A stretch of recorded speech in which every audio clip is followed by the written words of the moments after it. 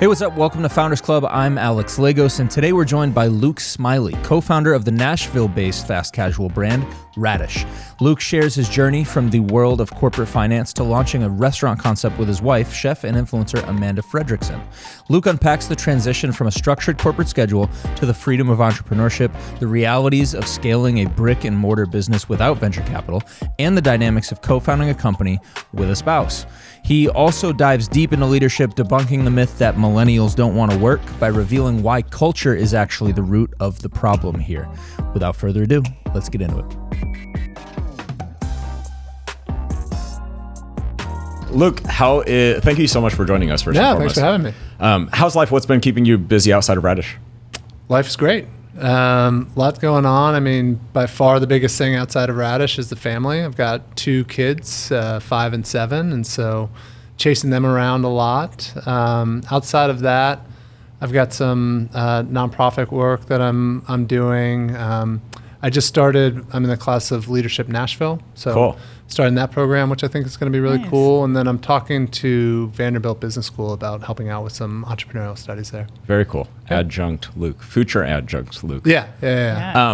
Like when you take a look at the family, Yeah. like you transitioned into entrepreneurship around the same time as like the kids were young. Yeah. Was a part of that lifestyle design at all? Like was there a schedule or a travel schedule or a thing that you were trying to accomplish to be able? It wasn't, but that has actually been a massive upside to entrepreneurship. Having complete control. Obviously, there's a lot of stress about being an entrepreneur, and it all comes down to you, and in my case, my wife and me together. Yeah. But I hadn't really thought through I won't have a boss to worry about, and I can do whatever I want. Yeah. And I've been surprised and increasingly trying to be really intentional about, I'm not going to fill up my day with junk, which in a lot of ways, big corporations like that, there's FaceTime and all those things, and you end up doing that. And when you strip all that away, I found that I was sort of forcing myself to do that. Like and the busyness? Yeah, like, well, I should be busy. Like, I'll go find something to do. And what you find to do is never very useful. Yeah. And so as I'm 3.5 years now out of a corporate environment, I've really been focusing on, I'm going to give myself the grace to go spend time with the kids and be really intentional about what I spend my time on. Yeah, and if it's not useful, I'm just not going to do it. I was talking to somebody the other day, not an entrepreneur, and we were talking about dentist appointments. And, I schedule my dentist appointment when I leave the dentist appointment, and the next one is, what is it supposed to be, 2 times a year? 6 months. 6 months out. The other person was telling me, like, just how often they reschedule their dentist appointment. I'm just like, why? I've never rescheduled my dentist appointment. Like, it's 6 months out. It's on my calendar. Like, I'm going to be there. Like, why wouldn't I be there? Yeah. And the thing that I realized is it's the entrepreneur, you're in control of your schedule. Yeah. Right. Yeah. But it's like that little moment when I realized that, to your point, like, you control it. It's not like the night before that a meeting could pop up and you have to clear the plate and change everything. One person says something, and there's like logically that makes sense. I understand that, but you're so programmed through life and business and striving to constantly checking your email just in case an email came in, you want to show that you're on it. Yeah. To really lay back into like, no, I'm deciding where I'm going to spend my time. Yeah. And the freedom and the kind of creativity that creates. The green online bubble can go gray for a little bit. Yeah. How do you decide how you spend your time? Like, would you have a sort of matrix, or like how do you deem something important? I try and focus I guess there are 2 big buckets. There's smaller ones within it, but there's kind of growth and personal development, and then there's admin work. And so I started tracking my time really closely. So I'll track it down to like 5-minute increments. And How do you track it?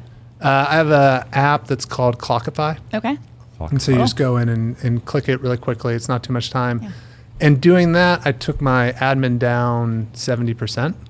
And I'm working at it. The growth is up significantly, but I want to see where this quarter ends. I had a big goal to increase it another 20%. But the psychological side of that's just really strong, that I'll know when I'm doing admin work, and it's like, I'm wired, and I think a lot of people are wired, like, I don't want to fail tests. I don't want to do poorly at things.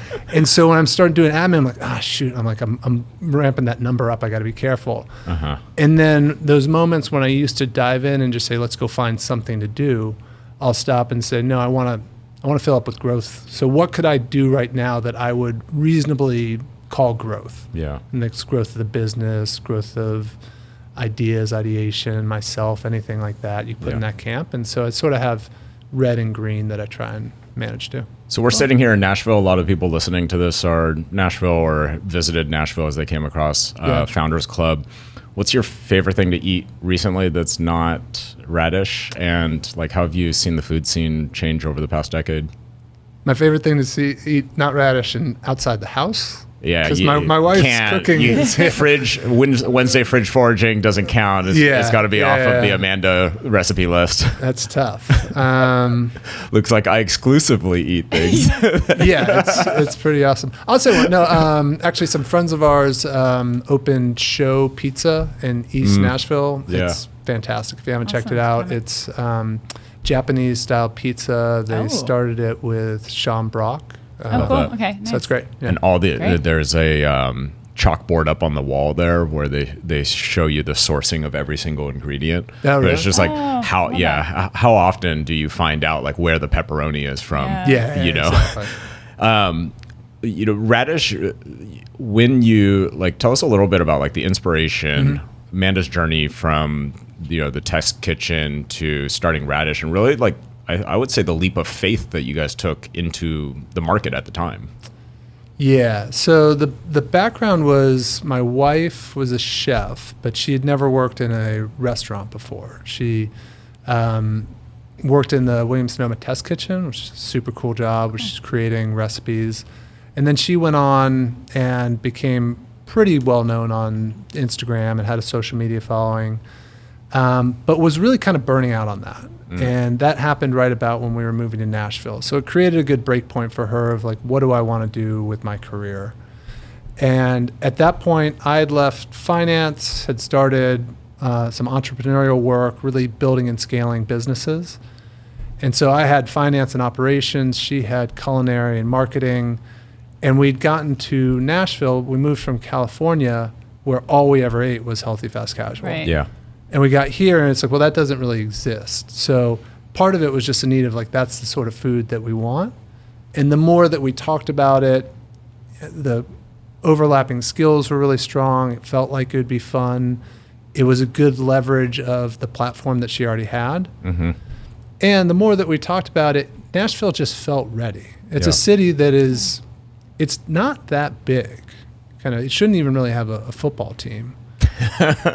Size-wise, but it punches so far above its weight in so many ways, with the music, the sports, and definitely the food scene. And so you could just tell that people were ready for that and would say, oh, that's awesome, as opposed to where I think healthy is. I very strongly believe that the U.S. is going healthy, but it kind of doesn't do it all at once. Yeah. And different markets have to kind of be ready and perceive that. And before you get to the right point, I think a lot of it about it from the guy's point of view. And 10 years ago, certainly when I met my wife, I would have said, like, well, that's rabbit food. I don't want that. Yeah. And then you reach a point, you're like, oh, actually, that's super delicious. It is wholesome. It is fulfilling. It's robust. And it makes me feel better. This is kind of a no-brainer. Yeah. But you need the markets that have kind of crossed over the transom there. And we felt that Nashville was there. Yeah. And I'm trying to remember, like in my memory recall, were there Radish pop-ups or did you open straight into the first brick and mortar location? Straight into the first brick and mortar, which if I have one thing that I hate about restaurants generally is it's very hard. Vincent and I worked together and it was all about test and learn and do the small thing and iterate and tweak. And you could talk about maybe doing a food truck, but even that's not that cheap to get into. Right. And then it's kind of, is that really the brand? Yeah. So it sort of forces you to take a really big plunge. Yeah. All the things made sense to us, but jumping in and doing it, realistically, I'd say it was just kind of naive. What gave you the impression that the market was there? Like, was there any tangible evidence, or you just kind of felt like, you know what? I mean, we have a lot of this in California. You know, this stuff is in New York or other major cities. People are moving to Nashville from there. Yeah, I mean, bit of a mixture. So we opened in 2020, but we were doing all the planning in 2019. So we were unaware that COVID was coming, which probably we just wouldn't have done it. But at least you would have known about the influx that was coming. Yeah. So more of kind of a gut feel on the way people are eating, the fancier food scene. And then I did a bunch of research on the restaurant industry. And my perspective going into it was, it's kind of like anything where like one brand sort of gets huge and takes over. There's a McDonald's. Yeah. Burgers become McDonald's. Coffee becomes Starbucks. And the reality was much more regional and nuanced, where you'd find somebody did really well in the beginning in New York, but then it's a very different person who might do well on that exact same type of food in Middle America, the South, all these things. And so it felt like we're kind of at the tipping point where there's a ton of this on the coasts, but the cities that are bigger and more advanced are ready for it inside the country. And it seemed like when Radish had opened on Charlotte, the first location, that it was an it restaurant, like early on, like it had the talk, it got the placements that you would expect it to have the placements. Like, tell me a little bit about, like, that doesn't happen by accident, like behind the scenes, like what were the elements to building into that? Well, I mean, number one is my wife and her social media following. So she had still has a very decently large, but more it's just kind of national following though. National, which makes it tough because they're not here to necessarily get the food. Strangely, we opened August 2020, and I think that COVID might have been a tailwind for us rather than a headwind, because by that time, Nashville's pretty open. People were sick of being in their house. They were sick of eating unhealthy. Yep. They'd been sitting on Instagram for 9 months. So we opened the doors, and there wasn't a grand marketing plan beyond it. It was kind of, she's on social media, we'll try that. Yeah. And person after person would just come in, and I'd ask, how'd you hear about us? And it was Instagram. Yeah. And to your point about national, a lot of people would come in from out of town and say, oh, I was so excited to come here and try this. Or people would say, my friend from Chicago saw it on Instagram and said I had to try it. The In-N-Out Burger of Nashville. Yeah, exactly.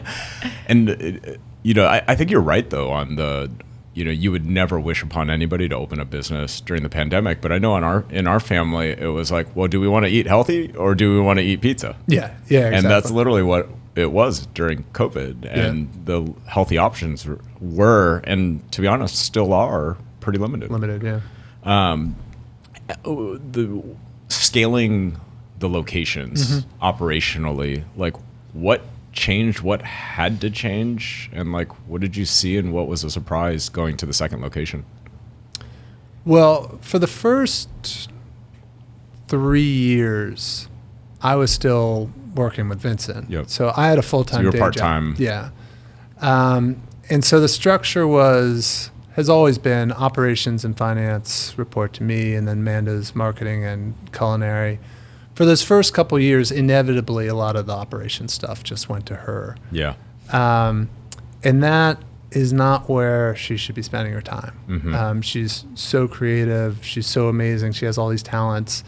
And she can do the operation stuff, but it burns her batteries out really quickly. Yeah, it's not energizing. It's not at all, no.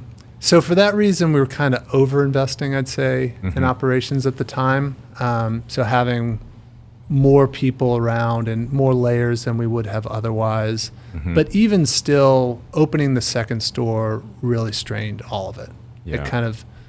It was a somewhat fragile environment with me part-time, and then having 2 stores probably stretched us a little bit beyond. What did you start to notice? The culture was not where it should have been. The quality wasn't where it should be. We were hiring people. I'm huge on culture. I'm huge on the team. But I'd walk in the restaurant and just think, this isn't what it should be. This isn't the hospitality that we expect. And strangely, I think thankfully, probably, because it's the most dangerous thing. But the food quality was always pretty good. It wasn't like, oh my God, this food looks terrible. That we're able to keep the rails on, because I think a lot of people who've worked in restaurants have worked in restaurants. They can do that part of it. But adding that to the hospitality Right. isn't something I always see. So that's where it really fell off first. Okay, that must have been stressful to notice that quality declining or the service declining. It was really stressful for me, and probably more stressful for my wife, Amanda, both because she's there in person, seeing it more often, and wants to change it, but that's not necessarily a skill set.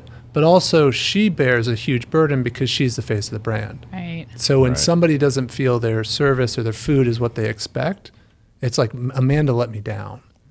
And so that is a next level pain for her. Whereas Right. I'm frustrated, that's not what I want. I want to change it. Yeah. Yeah. But she feels like she's let down a friend. And were they like going to her social media and complaining kind of thing? Yeah. Yeah, that's really tough. So what Yeah. did you guys do?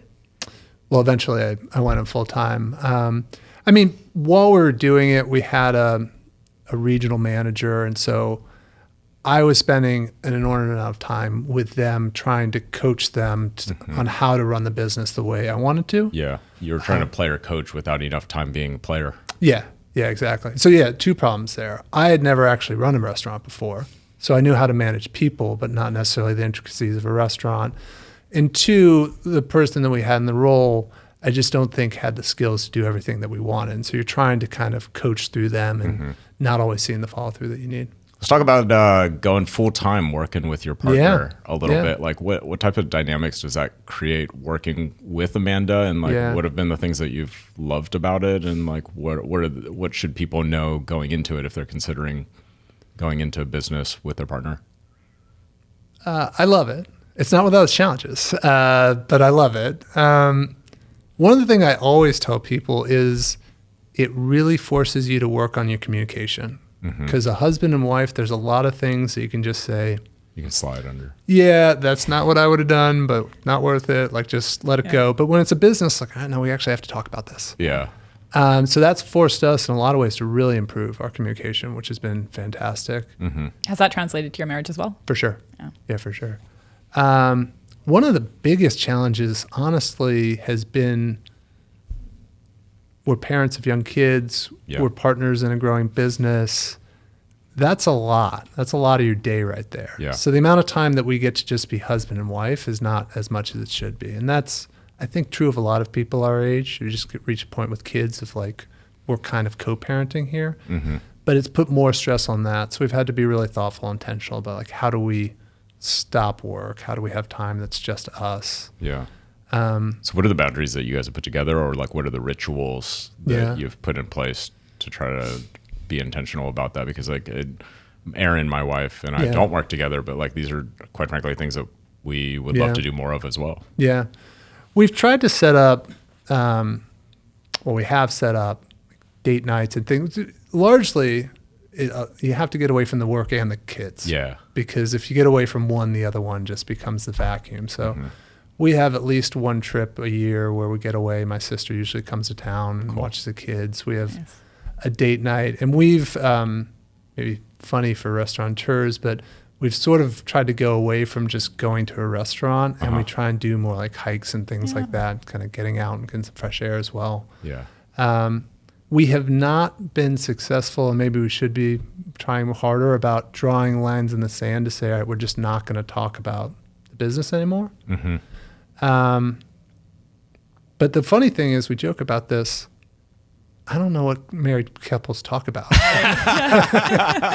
If you're not talking about your kid and you don't have a business to run together, at this point, like, I don't know what we would say. So You've we covered don't everything else already. Yeah. We've discussed life going on.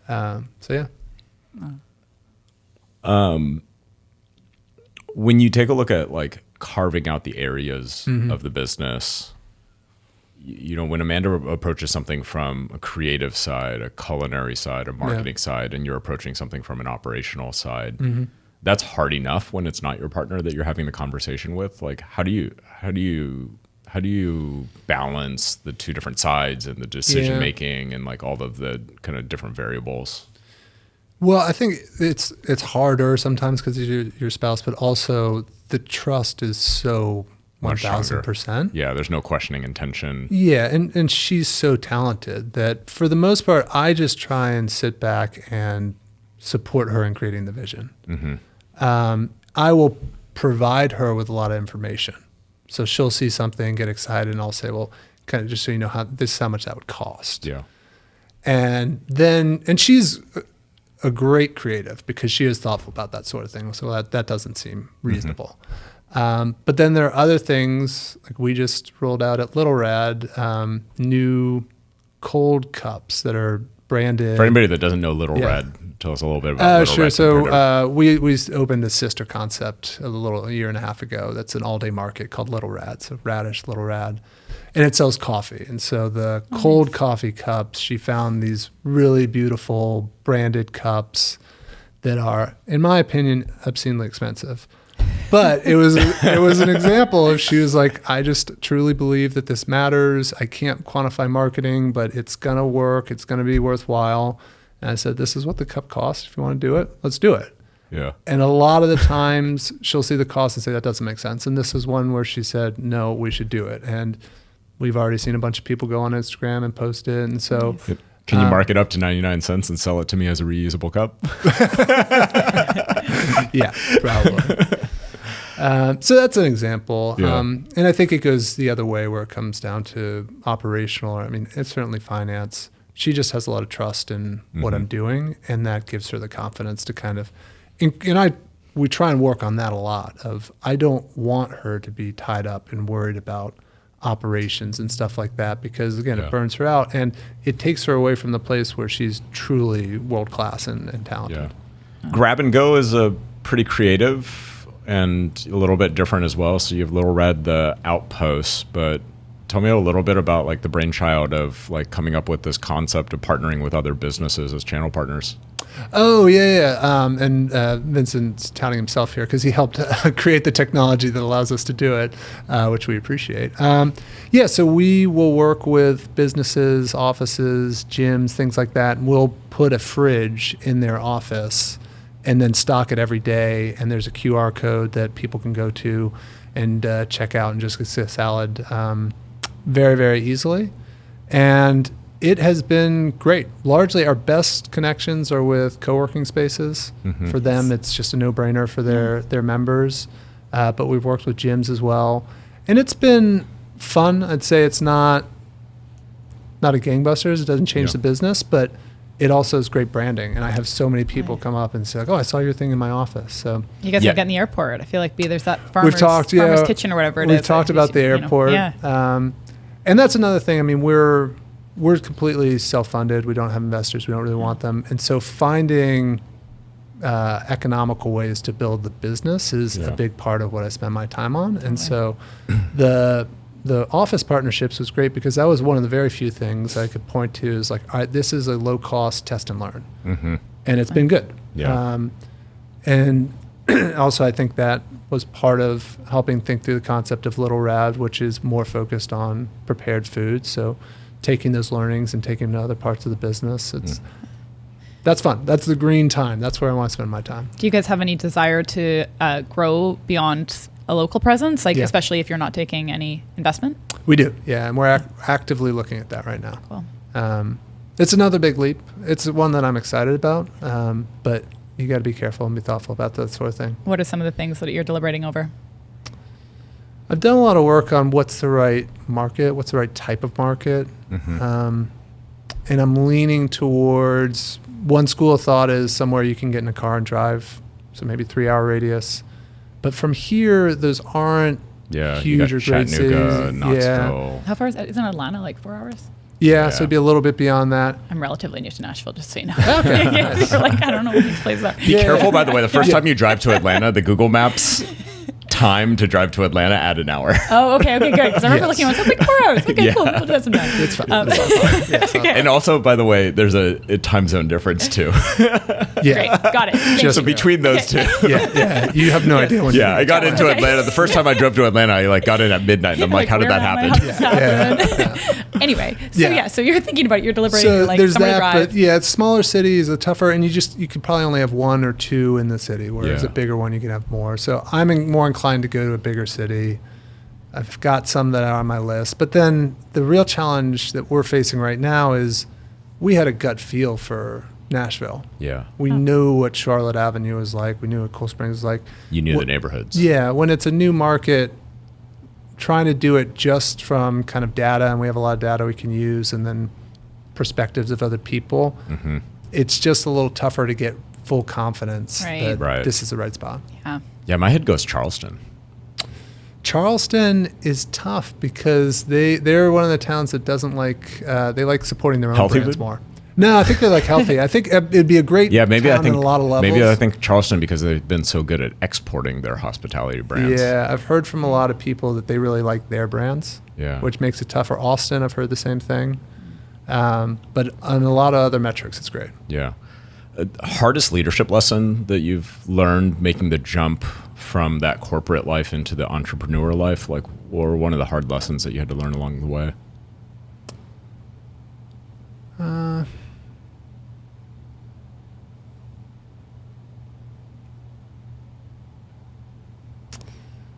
It's a tough one. I mean, I think that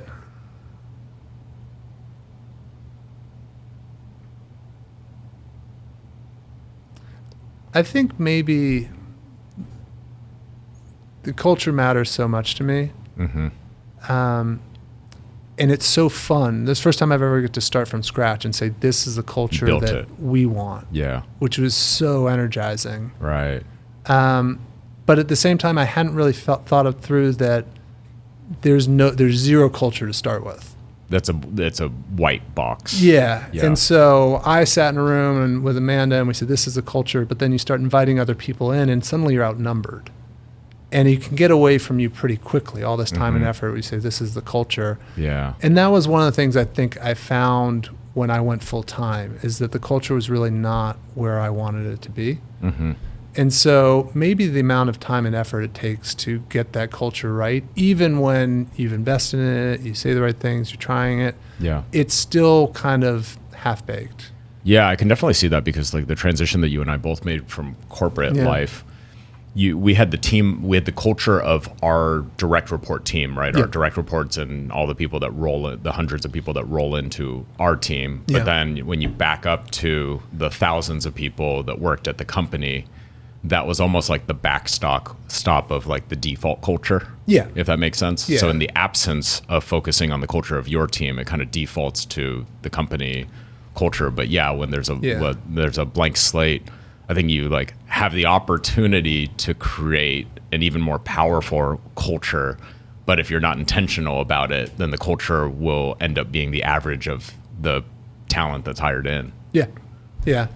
And I would say, as a positive, I think, on the future of society, for a while there, it felt like people talk about you can't hire millennials, they're impossible, all these things. Yeah. And for a while, that was true.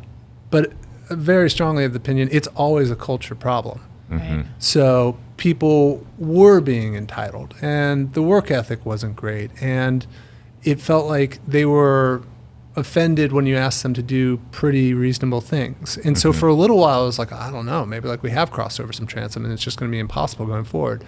But then when you get the culture right, suddenly everybody's willing to work, everybody's throwing in, everybody's got a great attitude, and all those millennials or bad problems just kind of disappeared. Yeah. Well, and what I hear when you say that is like when you hire the right people, right? Like when you get the Absolutely. culture right, like it really comes down to hiring as opposed to like changing the culture. I think for a lot of people listening, like if they're not familiar with this, they're like, wait, Right. how do I change the culture? Like what kind of activities do we do? Or what Yeah. kind of talks do I give to inspire people? And like, that's like maybe a little part of it. But the biggest piece is like hire people with integrity who are not afraid to roll up their sleeves and like clean the bathroom if they need to, Yeah. right? Who want to like buy into the mission Yeah. and like who aren't, super arrogant assholes, but also aren't Why'd you point to Vincent when you said that? No, She needed an example. Yeah. from an arrogant asshole, Yeah. but who aren't sort of like on that end of the spectrum Yeah. or aren't paralyzed by anxiety and can't move forward, right? Like find people who are well-functioning humans. Completely, and I would isolate even more on the leadership. Yeah. So the manager in that store, because a lot of the people, a lot of the team members didn't change. And I love it. You always see that where the team is struggling and suddenly you bring in a new leader and they're amazing. So I think that we were just kind of missing the mark a little bit on that. I mean, the shadow of the leader, but also like with you going full time too, making the statement of like you hadn't worked in a restaurant before. So as soon as you are there day to day, that brings a level of credibility to even the frontline worker who's going, I've worked at 3 restaurants, he's worked at 0. Yeah. But the second one is like, I also know you as a human and you as a leader as well. And like, you know, if they see you taking a trash bag out to the dumpster, like that sets the tone as well. Yeah.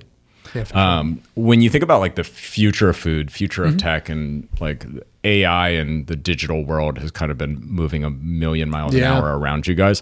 Like, how do you see some of the, I guess, like outputs of that technology impacting restaurants and hospitality over the next 5 and 10 years?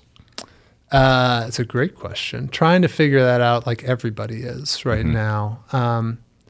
Part of it, I would say, is a good thing that I think we're a little bit more insulated. And that's part of the strategy is being in a industry where you could let other industries work out the betas. Yeah. And also like getting your food made. I mean, there are people who try and do all robot kitchens and things like that. We'll see where that goes. But ultimately, I think that most food will still be made by people. And importantly, I think it's decently far down the path where everybody just gives up on the hospitality and the interaction side of it. There are restaurants that are trying the full digital kitchen. Yeah. They don't seem to do that well. So I think that there is a person-to-person aspect that is a little bit more insulated. I wouldn't say like, hey, we'll never have to worry about that, because a lot of people got bankrupt saying that. But so we have a little bit more insulation there. But then figuring out like how can we leverage a tool. So I'm talking to a company now that can use AI to look at your sales trends and your ordering trends, and eventually it just takes over ordering for you. Forecasting. Yeah. Which historically that's all been the manager has to have PARs, and it's pretty analog, and it works fine, but there's an opportunity there. I know that there are people that are experimenting with their phone lines. Do you have AI take that versus do it yourself? Yeah. That's something we'll check out and experiment. But so one of my favorite features in Google Maps is you can search for a restaurant and you can actually have Google Maps call the restaurant and find out how long it is for a wait for a table. Ooh, I love that. And so, you know, as soon as you say, you know, exploring the same type of technology on the restaurant side, what's funny is we're not too far from a world where my AI is going to call the restaurant, and then the AI for the restaurant is going to conversation. And then at that point, it's like, well, why not just build an API? Yeah. A thought come to mind, but it's not too important. Well, it sounds like you've identified that it's still very important to have the human aspect, right? Like the service piece is a big part of what you're offering, right? Like the food obviously is important, but people want people. You know, they're going out to a restaurant because they want to have an interaction, not just because they want to have something made for them. Otherwise, they get takeout. For sure. Yeah. And that's a huge part. So our brand, we've always said, Amanda is the face of it, the quality of the food. And then the third leg of the stool is hospitality and being a place where you walk into and it makes you feel good. And you think, gosh, I love going to Radish, as opposed to, I got some food that was pretty good. Yeah. And I mean, the experience comes to life. Like a lot of the times for Radish, I'll order inside of the Radish app for pickup. But as soon as you walk through the door, even if you're not getting in line to place an order, like the person right there is acknowledging you. As soon as you grab your bag, they're checking if you need anything else. Yeah. So, I mean, you're not shortchanging the hospitality experience at all. Totally. And I'll tell you, like, not a lot of restaurants do that. Yeah. And, you know, there are so many, especially like the corporate players, where you walk in and it's like almost the opposite. Number one, your bag's not even on the shelf. And number two, you're inconveniencing somebody by even asking about where your bag is. Yeah. Yeah, and we forgot that like for some people that might be their only interaction that day, right? Like we all have partners or families, and so we're like, cool, like we're not as lonely, but there are a lot of people who work from home and the only time they're seeing someone is when they go like pick up their Radish takeout order, right? So it's like really impactful to be able to make eye contact with someone and feel seen and like they matter. Totally true, because my local Kroger is now like 20 self-checkout lanes. Yes, totally. Mine too. You don't even have the person there anymore. Luke, like if you can go back and give like a younger version of yourself advice as an entrepreneur, like for somebody who's sitting here going like, gosh, like I don't know that I have another 10 years in this corporate job that I've been working and I've done well at. I'm itching to go do something, but I'm nervous about it, or I'm antsy. I don't want to take the first jump. Yeah. I don't know if I'm good enough, if my idea is good enough to be able to take the leap. I'd say do it. Take the leap. It's easy for me to say because we've had success. Mm-hmm. But going back to one of the things we talked about earlier, I'd say that it's been so much better in a lot of ways than I anticipated. I expected, I want to have my own thing. I want to be able to drive. I want to build my own culture, those sorts of things. But the level of ownership, and when I was working with Vincent, I was running full businesses, starting full kind of companies within a bigger shell. So I had an experience that was pretty close to starting your own business. And it's still a million miles away from actually having something that you're building. Yeah.